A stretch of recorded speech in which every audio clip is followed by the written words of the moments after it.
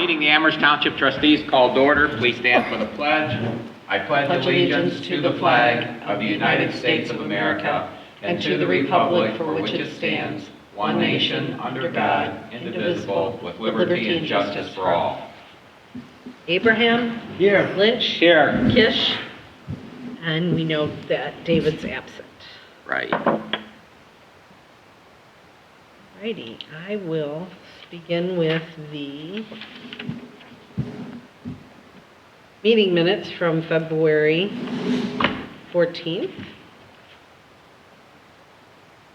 The meeting was called to order at 7:03 p.m. by Lynch, pledge to the flag. Roll call, Abraham, Lynch, Uhrig, and Kish were all present. Also in attendance, L. Ashley, G. Lynch, K. Smarsh, S. D'Ambrosio, J. Wilhelm, T. Gates, and J. Wallace. 123, a motion by Uhrig, seconded by Abraham, to approve the January 24th, 2023 regular meeting minutes as read. All ayes. 223, a motion by Lynch, seconded by Abraham. Move to approve the financial reports and payment of items on the payment listing, which includes ARPA fund expenditures as specified in documents provided by the fiscal officer. All ayes. Representatives of the Amherst Fire Department made a presentation regarding a replacement of the Amherst Township tanker truck. The current tanker is 20 years old and in need of upgrading/replacement. A conversation ensued regarding the purchase of the replacement tanker and at what cost and what time frame. 323, a motion by Lynch, seconded by Abraham, authorize the Amherst Township Fire Department to specify a new 3,000-gallon Pierce tanker and reserve a spot in the production schedule with expected delivery of 34 to 36 months at an estimated cost of $1.2 million. All ayes. Under correspondence, Trustee Uhrig received an email from Megan Moore representing the Solid Waste Consortium, reminding us that it's time to look over what we want from a vendor that will be put out for bid. Trustee Lynch asked that David contact Megan and get the Exhibit E from the other townships for comparisons. Trustee Lynch noted that we also received the latest report from the Ohio Environmental Protection Agency regarding 2022 composting annual report. Trustee Lynch also noted that packets contained information for a meeting scheduled for the Tax Incentive Review Council. There is a meeting scheduled for March 21st, 2023 at 9 a.m. and Hampshire Farms is on the schedule at 10:40 a.m. Fourth floor of the Lorain County Administration Building, Conference Room A. He will be attending and encouraged the other trustees to attend. Under reports for zoning, January had 6 total permits, including 2 new home constructions. Year to date, a complaint was received regarding a parked and abandoned vehicle, and Sam questioned if this was a call to the Sheriff's Department. Under road, park, and cemetery, Road Superintendent Smarsh reported working on potholes, ditch cleaning, and the mini grant is almost complete. The compost is almost complete, as he's been in touch with Brownhelm Township, and we were able to get things all set for the railroad inspection tomorrow. Norfolk Southern is expected to have an inspector out for the quiet zone tomorrow. 2423, a motion by Lynch, seconded by Abraham, moved to authorize participation in the Lorain County Engineers 2023 chip and seal bid. All ayes. Senior Services working with Sam to get conditional uses out, also working with Kevin for the NOPEC grants. Working on housekeeping issues with computers. Under complaints, they are being handled by the designated individual. Under old business, 2523, motion by Lynch, seconded by Abraham, authorizing all actions necessary to accept the Northeast Ohio Public Energy Council, NOPEC, 2023 Energized Community Grant. Roll call, all ayes. Under new business, 2623, motion by Uhrig, seconded by Abraham, moved for approval of a tax increment financing exemption pursuant to Ohio Revised Code 5709.78 and a township compensation agreement with the Board of County Commissioners of Lorain County, Ohio, executed in connection with the development of certain property in the township of Amherst, commonly referred to as a sandstone development. Roll call, Lynch and Abraham were ayes. Uhrig was a no. The next regularly scheduled meeting is here tonight, Tuesday, February 28th, 2023. And at 2723, a motion by Abraham, seconded by Uhrig, to adjourn at 9:09 p.m. All ayes. Are there any changes or corrections to the February 14th meeting minutes? Not as far as I know. Okay, then I make a motion to approve the February 14th, 2023 meeting minutes as presented. I'll second that motion. Lynch? Yes. Abraham? Yes. Okay, then you have the credit card detail in your packets. If there was anything, mostly the Ohio Township Association Conference payments. There was postage that I picked up for myself and Linda because stamps were going to go up, and we caught it before it did. And then some year-end supplies, which I need certain folders, and I need binders for the next year and such. And then if you're, I guess we do that one first. You want the credit card one first? Then? Sure, yes. Okay, then I'll make a motion that the credit card account transaction detail has been reviewed per policy. The card statement is accepted as presented, subject to investigation. I'll second that motion. Lynch? Yes. Abraham? Yes. All righty, then we have What's the payment. number on that one? That is 29. 9. Yes, sir. Then we have our payment listing from 2/15 through the end of the month. Nothing out of the ordinary. I think there might be 2 payrolls on here, if I'm not mistaken. Nope, the first one was on the first part of the month.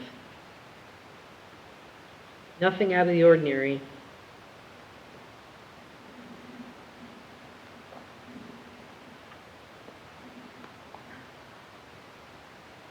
Got a whopping $148,522 in revenue year to date. Yeah, well, that's going to change real soon here. We should be getting mid-March. Sorry, I guess I should have read that our revenue to date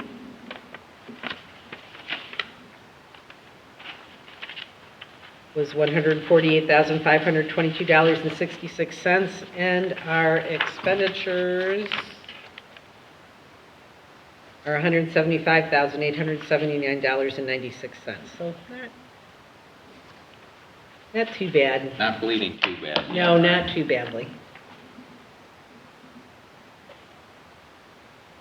You have any questions on it? No. If there's any, okay. And I make a motion to approve the financial reports and the payment of items on the payment listing, which include ARPA fund expenditures as specified in the document provided by the fiscal officer. I will second that motion.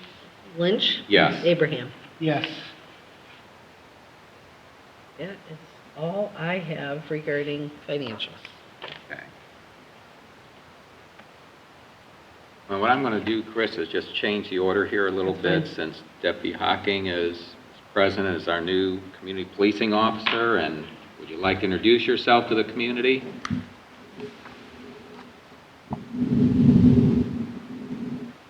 Hello. Well, good evening. I suppose I'll introduce myself to you guys once again. My name is Neil Hocking. Been with the Sheriff's Office for about around 8 months. Came from the city of Cleveland. I worked with the Cleveland Division of Police for a little over 2 years, probably 2.5 years. Prior to that, I had some college experience, a couple of degrees, and some military, so I'm appreciative of the setup that you have there. I'm here at your disposal as a representative of the Sheriff's Office, kind of as a liaison. I've taken over for Deputy Bargeheiser, who he's going on to other things in his career. So that's pretty much about me and kind of my line. I do have a report, but didn't bring it. So, so my apologies for that. I did receive an email from someone, not sure exactly who it was. Brandon passed that along to me about a vehicle that was on cobblestone. Right. Yeah. And if you'd like, I can address that now or wait until it comes up later. Go ahead and address that now, Neil. Okay. So I looked into to the vehicle on cobblestone. It is there. I spoke with one of the neighbors. He said it was a previous residence vehicle that was parked there.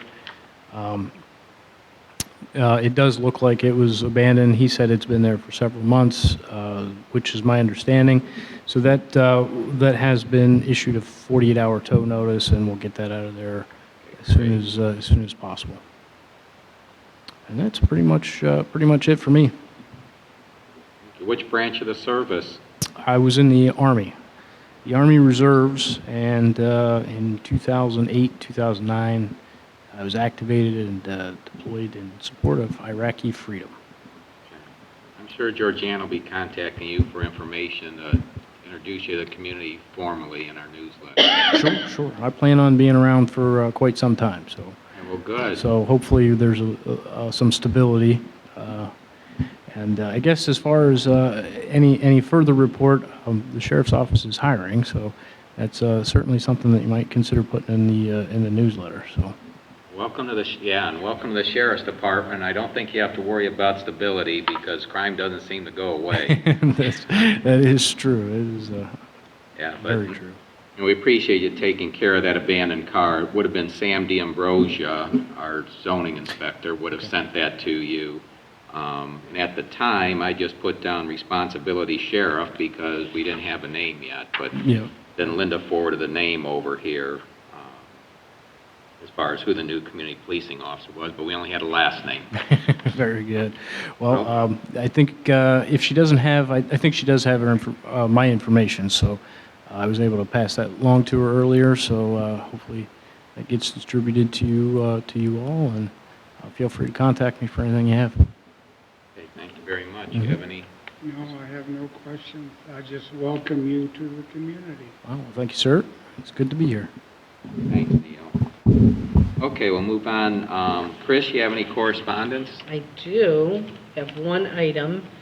I sent out an email that was I forwarded to the trustees regarding the Lorain County Commissioners Community Development Block Grants, and I am now in receipt of the actual funding request documentation if needed.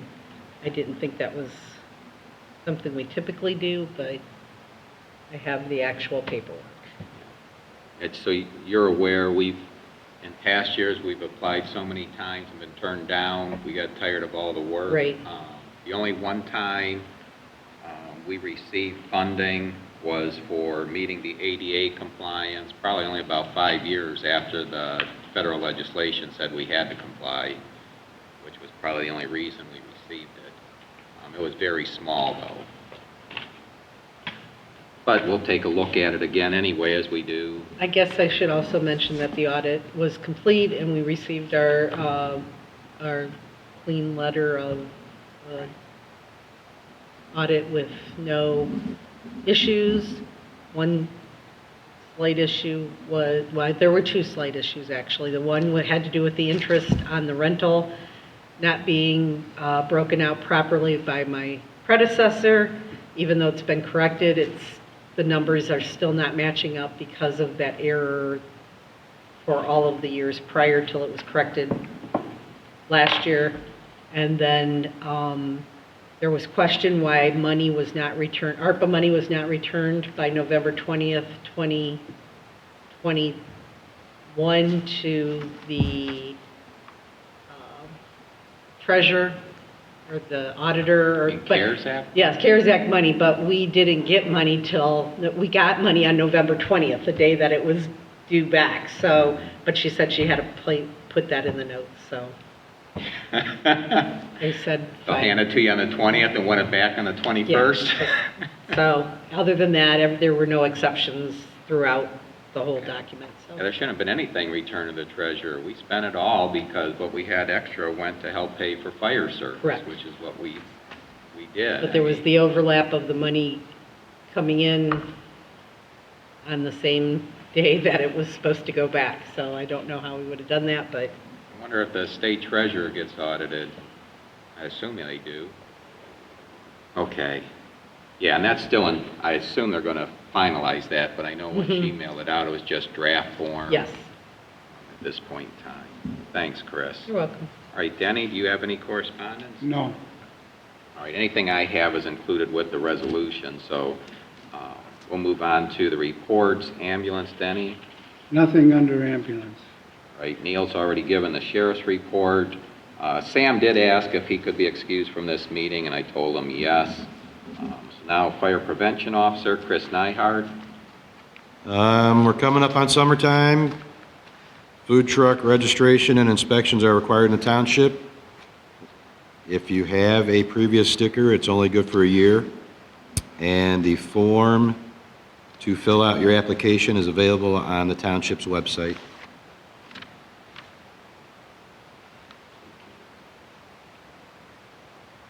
Anything else there, Chris? That's all. All right. Well, we got something here dealing with fire. You weren't at our last meeting, were you? No. Chief Wilhelm and Yeah, they came. Chief Gates were Yes. here, and is Wallace a captain? That is right. Lieutenant Wallace, Yeah. Chief Gates, and Jim, the chief Jim was here, the chief was here, yes, okay. Well, what I'm going to do is just make there's a prepared resolution in your packet. And we just had to redo this again based on information from the dealership, Atlantic Emergency Solutions, for the Pierce Manufacturing fire apparatus. The motion is authorization to enter into the attached Atlantic Emergency Solutions 3,000-gallon Pierce Enforcer tanker purchase agreement pursuant to Ohio Revised Code sections 125.02, 125.04, and 9.48, and authorization for the fiscal officer to take any and all action to complete registration with Sourcewell, a purchasing consortium governmental unit that provides competitively awarded cooperative purchasing contracts for political subdivision. So that'll be my motion, just to bring this to the floor. I will second that motion. Okay, and now for discussion here, well, first though, Georgianne has displayed on the screen, and you also have in your packet what I thought would have been the most pertinent information to share this evening. And, you know, this was just printed on Saturday or Sunday, I believe, and now here today it got changed. But realize for the specification was 111 pages, the warranty was 58 pages. There's no way we're going through that, so this single sheet here I thought would be the most applicable. So the first thing is, this is definitely going to be a tanker pumper, water capacity 3,000 gallons, but you're going to have to change that cost. That's what the cost was on Sunday, $1,178,375. And Georgianne, can you put your pointer there? If you can even increase the size of this, because we'll be able to scroll down if you want to zoom in. But what had happened, we were, Thursday evening, I had a discussion with Amherst Fire Department Assistant Chief Gates that there was going to be a potential increase in this tanker of little under $56,000 if it was ordered after midnight on Tuesday, February 28th, because the lead times have gotten so long in the construction of these vehicles. And if you recall, 2 weeks ago, we were told 30 months. Well, now they're up to 38 to 40 months. Well, the difficulty is there's new EPA emission regulations coming into play for the diesel engines. And we were trying to get in to avoid that cost increase. And at 4 o'clock this afternoon, the sales rep for Atlantic Emergency Solutions, the regional rep, got a hold of me and said he gave all sorts of apologies, but he just heard from Pierce that nope, right now you're cut off. You will have to comply with the EPA emission regulations that were to be effective in 2027. So there's no need to rush this, Chris, other than he sent me the updated purchase rec, which you do have included with this resolution. I pulled out all the old resolutions. He said this quote is only good for 7 days. We meet every 2 weeks, so it's, you know, I think it's best we just get this done here with the way this is going. But the updated value here, so in place that $1,178,375, you can write in $1,238,375. $1,369,000. So just under $1.25 million for roughly 6 wheels to carry a whole bunch of water, you know, and then spit it out somewhere, put it simply. And Denny, more than we paid for this whole addition and renovation, but it's necessary. You can see the lead times are shown there in blue. 38 to 40 months is what they're quoting. Chris, where that's important, our largest fund, which we're all aware of, in our carryover fund balance is always in the fire. But we're aware of that because you got to build it up to pay for the vehicles. When we first got that levy passed, we had worked with the city of Amherst to specify a vehicle, but we were working at the same time, how do we pay for it? And in some ways back then, and Ralph Zilch was the chief at the time. I don't recall current chief, what his rank was then, but he was instrumental in the specifications. Assistant Chief Gates was very young and new at the time, and he got the opportunity to take a ride up to Iowa, of all places, to inspect the vehicle. But fortunately, we were able to delay that a year to accumulate some funds, even pay for it. But that vehicle was, and it wasn't dressed out as much as this, it ended up getting some adjustments and additional features in the future, and I don't have those values here, but the vehicle itself, the basic vehicle, was about $270,000. That quote was from 2001 with the vehicle delivered in 2003.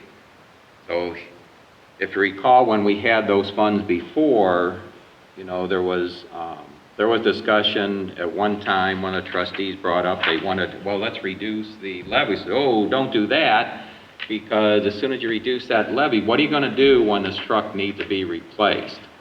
And then, Chris, I know you explained that to the Tax Budget Commission. Every year. So here we are, it's time to pay the piper, and now what was $270,000 22 years ago is now almost $1.25 million.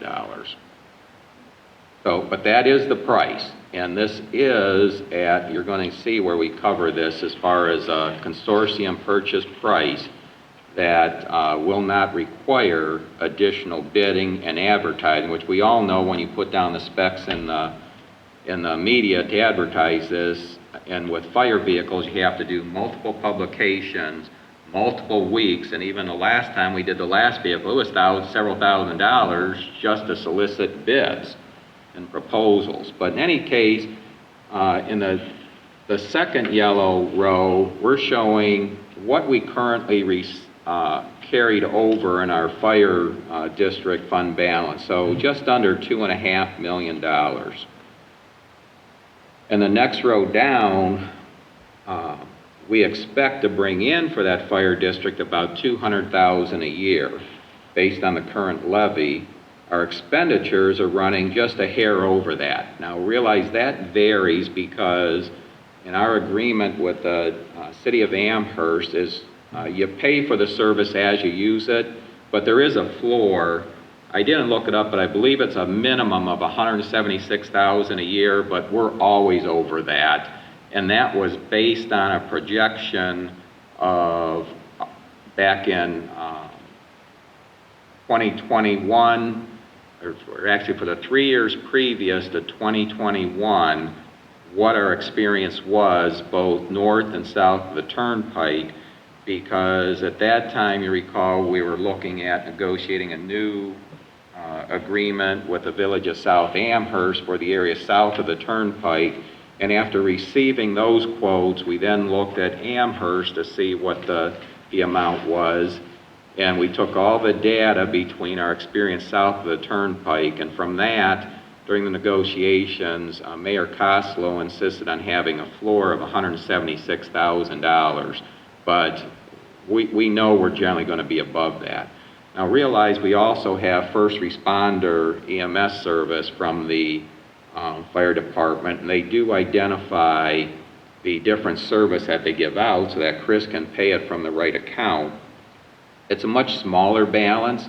We have a fund balance of $132,000 in that account. Our annual forecasted revenue is just under $66,000, but our expenditures are $72,000. So if you look at it, there are quite a few calls that go out for first responder and EMS, and this particular fund can only be used for those, but we've also got, as you see, we're deficit spending, but our fire district fund, when that levy was put in place, that's a broader levy, so that can also be used for the EMS. So we don't have to be overly concerned that we're going to run that balance to zero, because we can always make up for it from the fire district fund. So based on the numbers as we've had for the current year, we're total between the fire district and EMS, we're running about a $7,000 deficit. So we're in deficit spending, but we know that, but we know there's a healthy balance there that will be eaten away at. But you can see we're going to take, that's going to be cut in half after we purchase this vehicle. So this has all been planned for. It's just coming a little sooner than we expected. The reason it's coming sooner is because Amherst needs to replace their pumper vehicle. And when they put together a committee to analyze that and saw these extended lead times, they then said, hey, we better look at the tanker too, because that's going on 20 years. And that's where they had come to the township to suggest that we get into the production schedule with Pierce, and Pierce is the manufacturer that Amherst Fire Department is spec'd out and would prefer to go to. And Tim did give me, there was Stuffin was one of the others, I forget the third one that they had looked at in comparing these. But they did look at multiple vehicles, and they've settled in on the Pierce one here. And I think my sense from the trustees in the previous meeting is, since they're the ones that have to use the vehicle, is we're going to default to what they're specifying. The manufacturing location will be in Wisconsin, but the dealer and the servicer for this, which is authorized to handle the Pierce, will be Atlantic Emergency Solutions. Chris, I believe it's pronounced Nashtup, he only just goes by Chris, is the regional account manager that I've been working with for the Pierce vehicles.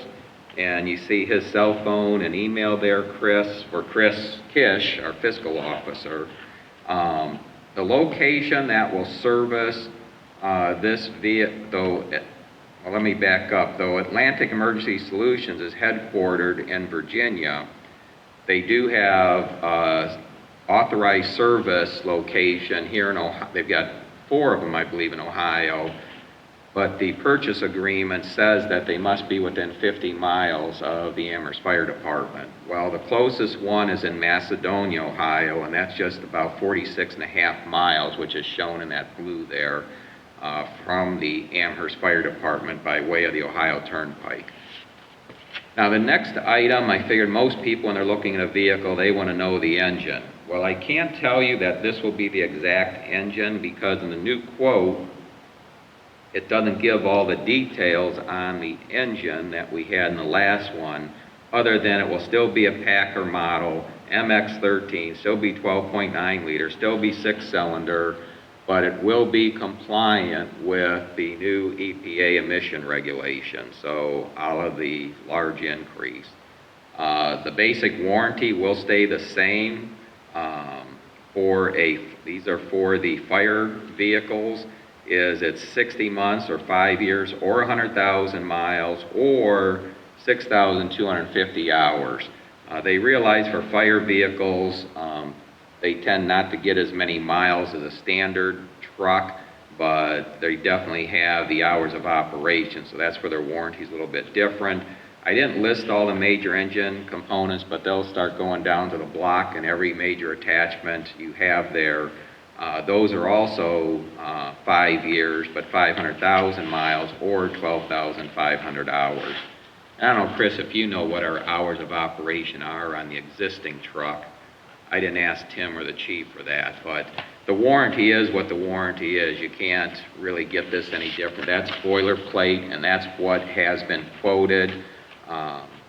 These quotes are actually quotes that are done by an organization per the state of Minnesota's statutes.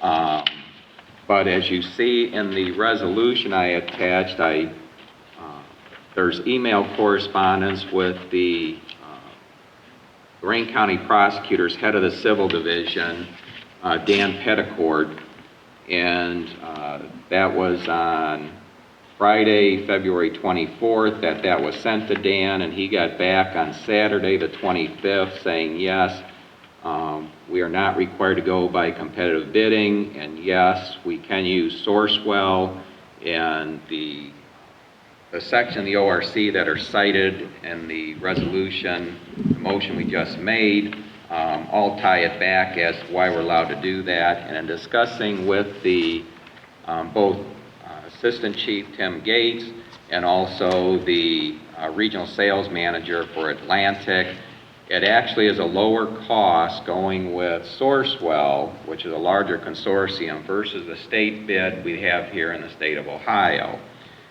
And the reason is when they put those out for these specialized, somewhat unique pieces of equipment, is they know there's a lot of custom specifications there, they know they're high dollars, they know they're low volume and built to order.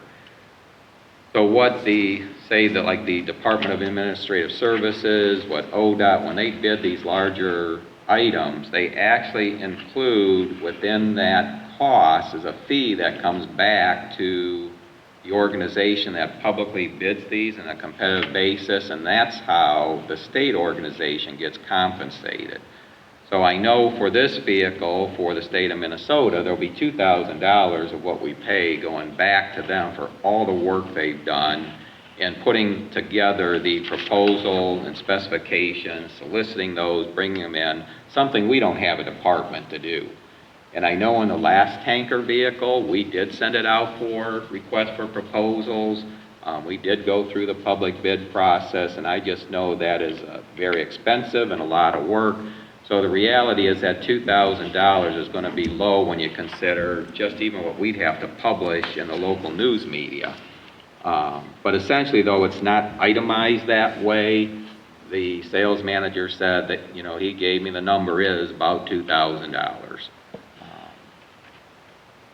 So I don't know if there's anything more, Denny, I'm looking to you, that you might need for this particular, any discussion on this. I know this is expenditure much larger than things we normally do, but with the data that's presented here, we know we have the funds. I guess there was one other thing. They were talking about a 2% discount in terms of if you pay up front and whatnot. We're not going to do that, especially with what they're offering on funds.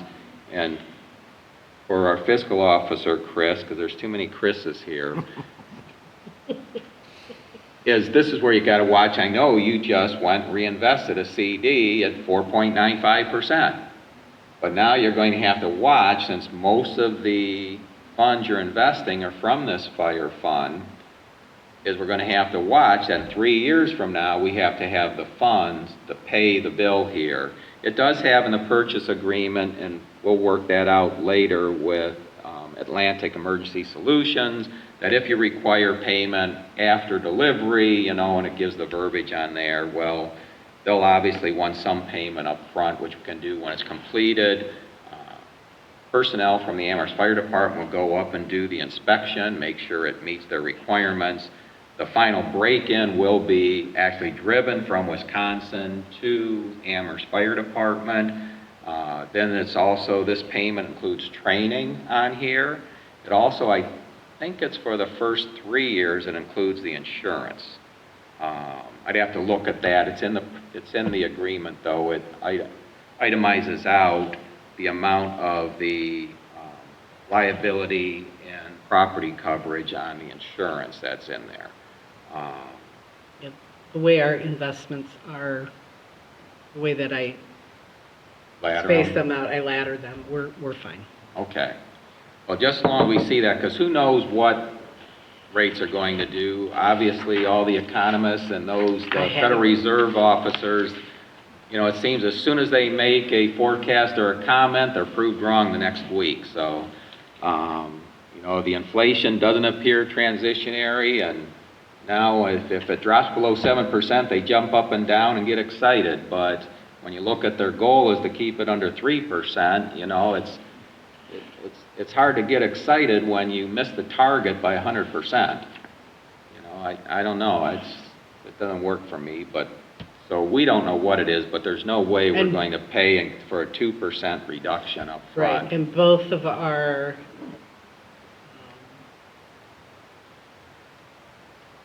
not a money market, but it's like a money market, MMX and Star Right. would And both that's the other cover thing that. where, yeah, and that's where you'll just have to watch it. Eventually, you may have to roll it more in Star, which makes it immediately available. Right. Yeah, MMX But is you'll see it. immediate We'll stay in available. touch with Pierce. Hopefully they don't come through now because we don't want the vehicle right now today. And if they come offering this early, we're not going to do that because the other part we're going to have to do, and I know in speaking with the Amherst fire personnel, they've talked some different things. We've got to also then do the transition of the vehicle we have because we've got to keep it in service till we have a replacement. But then eventually that vehicle has to be, disposed of in some way where you can get the value because it's not like it's decrepit and done. So it's still a good vehicle. It's just that, we've got time to make that decision. So at least 3 years now.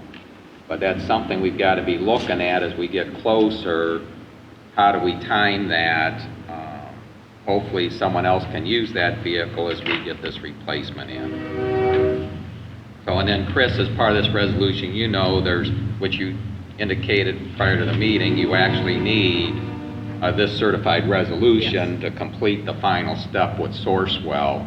And there was a question, Denny, at the last meeting, I think it was, if, do we have to pay a fee for Sourcewell? There is no direct fee for participants that register with Sourcewell, which is a governmental entity. They receive all their compensation. There was some from the political entities originally involved in it in Minnesota, but the majority of the funding for the organization comes from the actual suppliers that you buy items from. And they've got about 300 contracts right now with Sourcewell.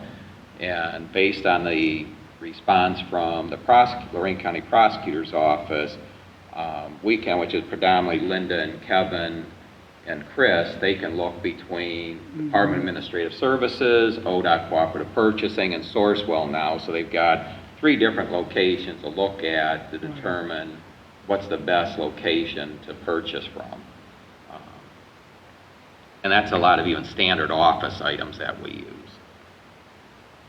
So I think that's it. I don't know, Chris, if you have anything. I mean, my last communication by email to Tim Gates is old. I did not send him this new stuff. I just received late this afternoon at 4 o'clock that, Tim, we can't, I appreciate him saying, Neil, if you guys can pull this off, and he thought with us not having these separate committees, we could do it faster, but it turns out it doesn't matter.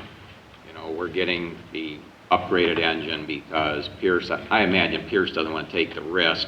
I think they're all doing it. It's not just Pierce, it's all the manufacturers. Oh, yes, all of them. Oh, So they all have to hit it, yeah. Right, so they all have to follow the new guidelines. So whether it was this manufacturer or any of the other ones, the price is going up. All of them are going to go up, so.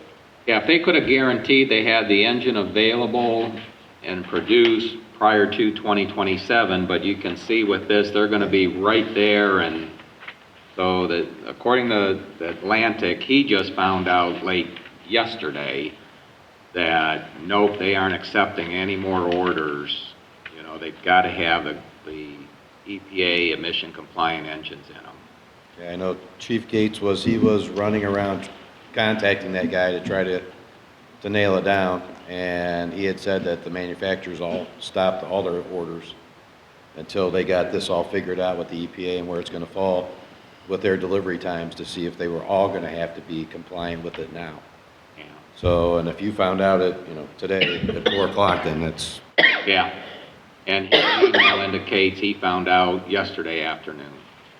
So it's, so Amherst doesn't have to rush. I mean, they weren't anyway, because the mayor said they won't get it through No. committee that fast, but it wouldn't have mattered anyway. Yeah. If he would have done like we did, you did a lot of extra work and spent a lot of hours on the weekend, and that's, Chris spent time getting registered, the prosecutor spent time, I obviously spent a lot of time, and then to get there just before the meeting starts, and then we had to redo the resolution and have a new purchase agreement. So it's, all for naught. okay, well, I'm not going to read through all the detail here, Chris. I mean, you know what we've got to do, and when we're done with this meeting, there's no rush to have to get it done, tonight, but we'll still get it scanned, sent to your email, and then you can send an email To Chris. to Atlantic, right? And if you just copy me so I have it, and probably, you have Tim Gates' email? If not, you'll have Jim Wilhelm, so, and if you don't have him, I'll forward it to Okay. them so they're aware of what's going on. Okay. All right, then we're ready for roll call. Lynch, Yes. Abraham. Yes. And what is that resolution number? That is 12/11/23. 12? Wait a minute, 11. 2/11/20. I'm sorry, 2/11. I keep making my 2s 12s. 11. 23. 2/11/20. 2/11/23.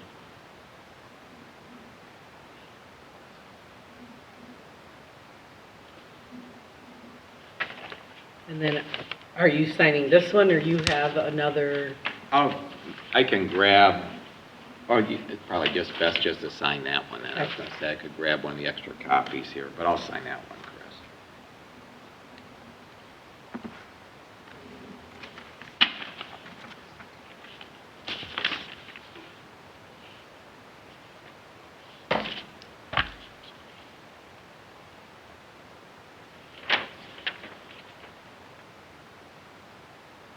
Okay, and Kevin's not here this evening because there was something I wanted to cover with him, but we'll get that later. He didn't provide a report here. Linda's on vacation. Still at home, but on vacation.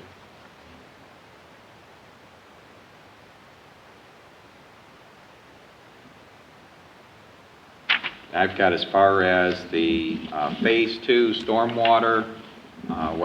Since we do that the second meeting, you already know that our grant application for the next phase of the Bat House Ditch, the 2023 Bat House Ditch Restoration application was turned in right at the end of January. It was due January 31st. At the last meeting of the Stormwater Advisory Committee, it was reviewed, and they set up, it's probably going to be sometime in April, that they will actually rank these and make the recommendations to the Board of Commissioners, that is also the Lorraine County Stormwater District Board, and they will then let us know one way or the other if our grant application was successful.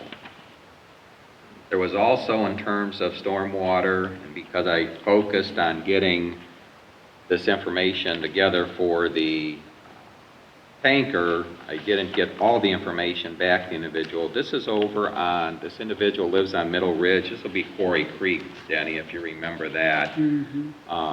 Several years back, we had a group of residents come to us in concern with the flooding over there. And then we had actually applied for grant funding to get that taken care of. And then they had asked us to hold up on that because with some of the costs that they would have borne at the time and the township would have paid, they thought they could do it at a lower cost themselves.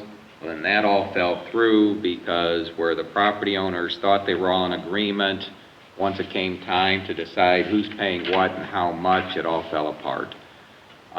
So that sat for a few years, and then one of those residents then went to the county just this past year, bypass the township, which is fine because the county is technically responsible for any of that stormwater that's outside the roads. Our only authority we have is the road drainage.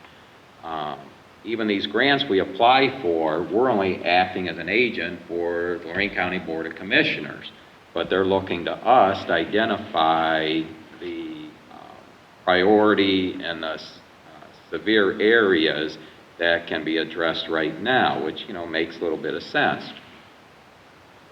Well, fortunately, Don Romankak forwarded a copy of that over to me, and I've shared that with you guys because I wanted to find out if did someone from the township were they involved in it. And at that time, we found none of us were. Well, this is another resident that area, wasn't aware of what's going on, and so what I've told her is, we just passed messages back and forth. They said, give me your email address, I'll send you all the information I have. At that last time I laid out, my recommendation is that they go with the ditch petition process. Now, an email from Don Romankak indicates there's like $1,500 the residents would have to pay up front, but I think that's if they initiate it. My understanding was if the township initiates it, that fee is waived. So I'll need to get that clear with Don, but I first want to send all the information to this resident because I'm not going through this again. This was a lot of work, a lot of effort, and then a never mind. So they're going to have to step up and make it clear what they want to do, and then after that we can decide if the township needs to initiate anything that can help them over there. But all I was going to do was take all that information, send it to them, so she's fully aware of what's been done up to this point, decide if she wants to push it or get together with a few other neighbors. I've already looked, quite a few of the neighbors have changed over there that were there at the time, so that's, so we'll see where that goes, but this is definitely, and Chris, for you, I'm reporting this so we have the record since obviously for our EPA reporting. Is that this person? What? It's not in a complaint here. It was a phone call she gave me. So we're just addressing it under phase 2 since we do that the second meeting of the month. Okay, you'll have to fill that in because resident. All right, I will suggest you look at the video, but yeah, it's a resident on Middle Ridge for the Quarry Creek drainage issue. You just put that down.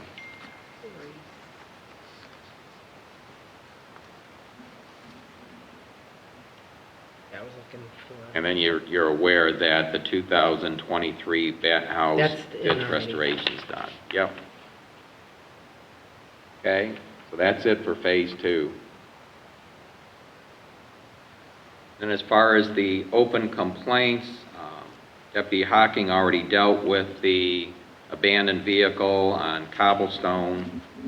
And Denny, there was the one here, and I think this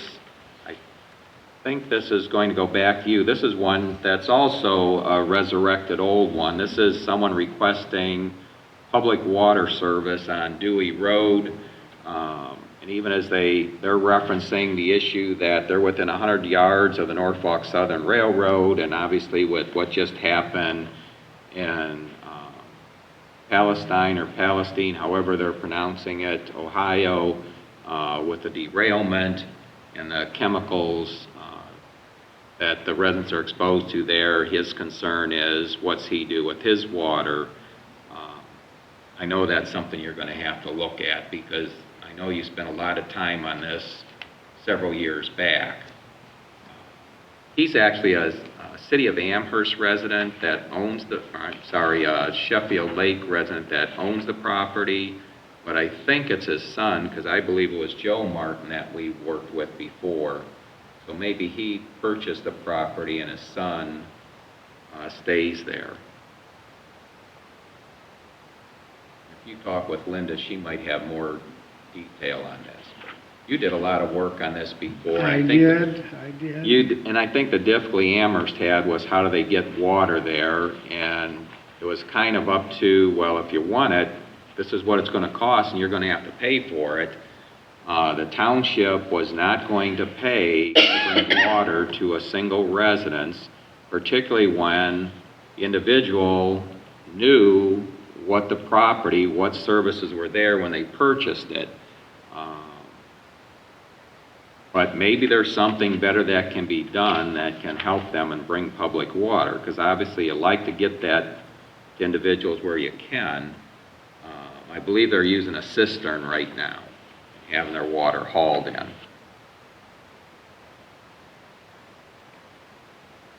Then we've got a new complaint. I'm not even going to go over this. This is up on Middle Ridge. I just added it in on this one. There's complaints from 45002 Middle Ridge regarding their property. Well, now that individual's pointing back to the other one, so we've got these two residents pointing to each other that they don't comply with township regulations, and I don't know what the truth is of anything that's stated here. So that's going to have to be worked out, but this is going to be assigned to, it already is assigned to Sam, and I think Sam's going to have to first verify what's there, and he's going to have to be working with the prosecutor on this. And unfortunately, just the way it was done, this is not part of the complaint. Denny, this is one that's come back again, but there's different personnel, and I don't have the name. This is where the soccer association wants to put a shed in the park, and if you look at that complaint there, yes, you've got the shed right there. That was the issue before. They say they want to put a shed in for their equipment, but it's like, okay, what's the size? You need utilities. What's the base? You know, where's the location? Well, now they do show the size here, which you see is almost 5 feet by roughly 4.5 feet in width and depth, and then 6 feet tall on the outside dimensions, the overall dimensions. So it's just a very small shed. It doesn't give the material of this particular shed here. I'm expecting it's probably some sort of composite or molded, something that is not going to decay, hopefully. They indicate that it would be set on pavers. And you see the location. They're showing there behind the existing storage shed that the baseball and softball fields use. I don't have any objections to that location, and there's no utilities required for this. I have no idea since I don't know the materials, you can't even estimate the weight, so hopefully it's not something that can be picked up and carted off, because you know, the sheriff can't be there every day and watch these things. I'm assuming they're going to have some sort of lock on it, but this doesn't give enough detail. But I have no issue with them putting it there. No, I don't either. Okay, and that's been previously assigned to you, but you recall the original head of that organization, you left a message and didn't hear back, but... Well, he was supposed to be here tonight Okay. to speak to the issue and answer any questions that we would have. Okay. And he's not here. So I'm going to wait till he Okay. pops up again. Well, I'll just leave that with you. You're aware of it. Right. But yeah, it's tough when they're volunteer organizations, Yeah. you know.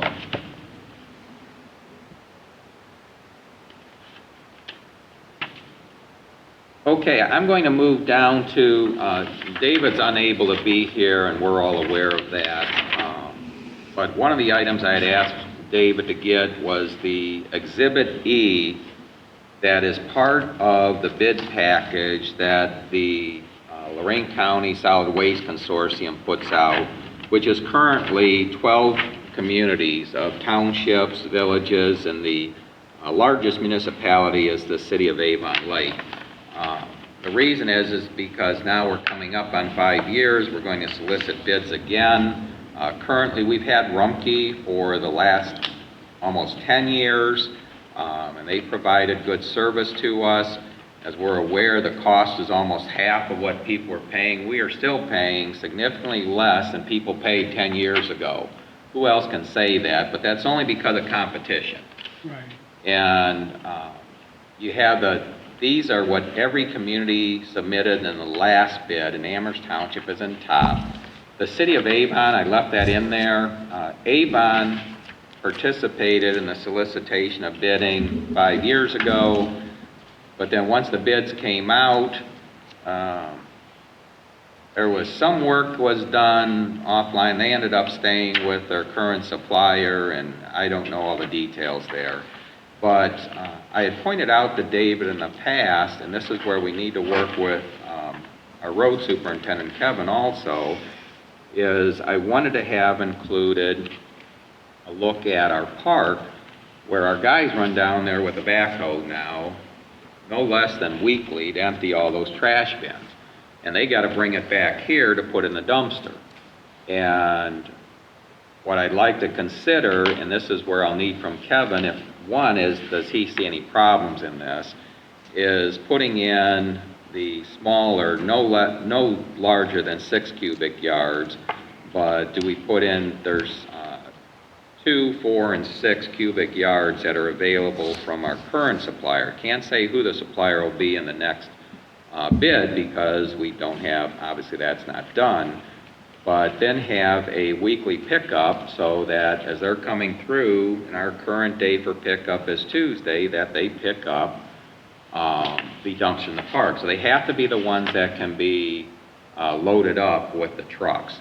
And we'll have some discussion also with the consultants that the consortium uses, which is GT Consultants, and also with our legal counsel. But I can tell you that the cities and villages are doing this already, and when these bid packages go out, all these Exhibit E's are included, and when the proposals come in, you know, you've got like City of Avon Lake asked for a considerable amount more service than Amherst Township is, but we're all paying for it. So the bid is on the total, and it's just based on how many 96-gallon trash, how many 64-gallon recycling containers you receive. So if that's the case, if we can offload some of that work that our guys do, but it would have to be containers that can be picked up easily by the vehicles coming through. So that's going to require some more discussion, but just so you're aware, once this comes through, Denny either got to say yay or nay in doing this. We'll still have to see how David makes out. This is still going to be assigned to him, but maybe trying to dig through it since we know that for a while he's not going to be able to participate in township services. So you can look at these, but I'll be working with Kevin and Linda on this.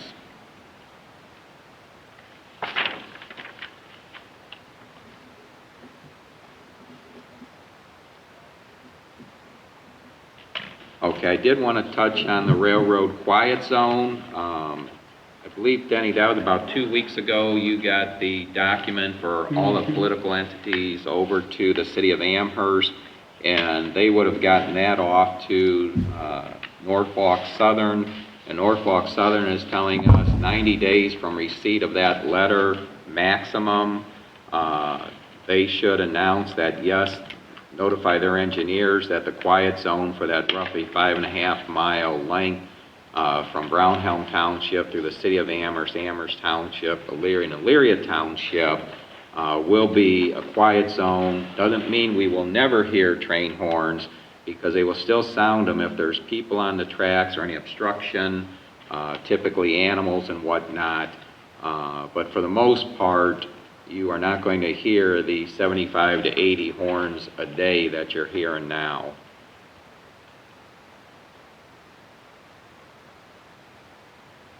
And that's really going to be it. Chris, you and I will get together after this meeting. I want to see the document that was sent in regards to the One Ohio opioid settlement.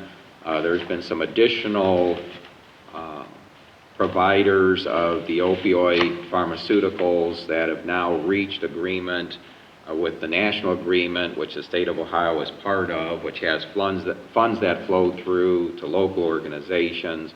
But they've sent some documentation to Chris, who is listed when we first registered for this, that need to be signed.